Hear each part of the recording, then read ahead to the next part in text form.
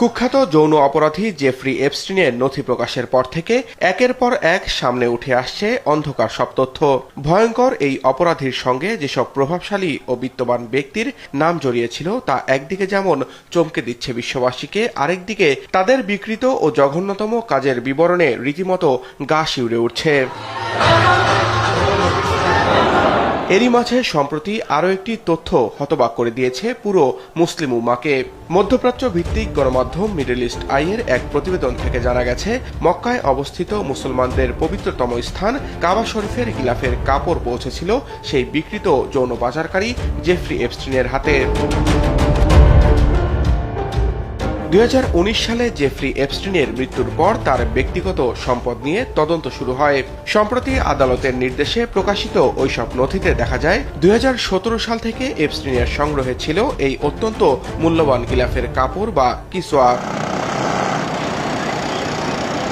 কিছু গোপন ইমেইল থেকে জানা যায় 2017 সালের ফেব্রুয়ারি ও মার্চ মাসে এই পবিত্র বস্ত্রটি পাচার করে এপস্টিনের কাছে পাঠানো হয়। এর সঙ্গে জড়িত ছিলেন সংযুক্ত আরব আমিরাতের এক নারী ব্যবসায়ী আজিজা আল আহমাদি আবদুল্লাহ আল মাআরি। প্রথমে মক্কা থেকে ব্রিটিশ এয়ারওয়েজের কার্গো বিমানে করে যুক্তরাষ্ট্রের ফ্লোরিডায়, এরপর এপস্টিনের বাড়িতে পৌঁছায় এই কিসওয়া। নথিতে মোট 3টি অংশের উল্লেখ পাওয়া যায়, যার একটি কাবার ভেতরের অংশের গিলাফ, আরেকটি বাইরের আবরণ, অন্য আরেকটি অব্যবহৃত টুকরো যা কাস্টমস এড়াতে শিল্পকর্ম হিসেবে তালিকাভুক্ত করা হয়।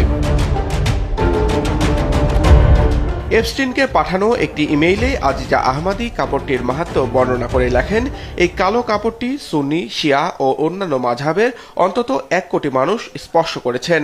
তারা কাবার চারপাশে তাওয়াফ করে তাদের দোয়া, ইচ্ছা, অশ্রু এবং আশা এই কাপড়ে রেখে গেছেন। তবে পবিত্র এই নিদর্শন কেন একজন দণ্ডিত যৌন অপরাধীর কাছে পাঠানো হয়েছিল তার স্পষ্ট উত্তর মেলেনি নথিতে। যদিও হারিকেইন ইরমার সময় এপস্টিনের যৌন কাজে ব্যবহৃত ব্যক্তিগত দ্বীপটি ক্ষতিগ্রস্ত হলে তার নিয়মিত খোঁজখবর নিতেন আহমাদি। ফাঁস হওয়া আরও একটি নথিতে দেখা যায় এপস্টিনের সহকারী আহমাদিকে একটি ডিএনএ পরীক্ষার কিটও পাঠিয়েছিলেন, তবে তার কারণ এখনও জানা যায়নি। এফবিআইয়ের এক গোপন স্মারকে দাবি করা হয়, মার্কিন ও ইসরায়েলি গোয়েন্দা সংস্থার হয়ে কাজ করার পাশাপাশি ইসরায়েলের সাবেক প্রধানমন্ত্রী ইহুদ বারাকের বেশ ঘনিষ্ঠ ছিলেন ইহুদি ধর্মাবলম্বী জেফ্রি এপস্টিন।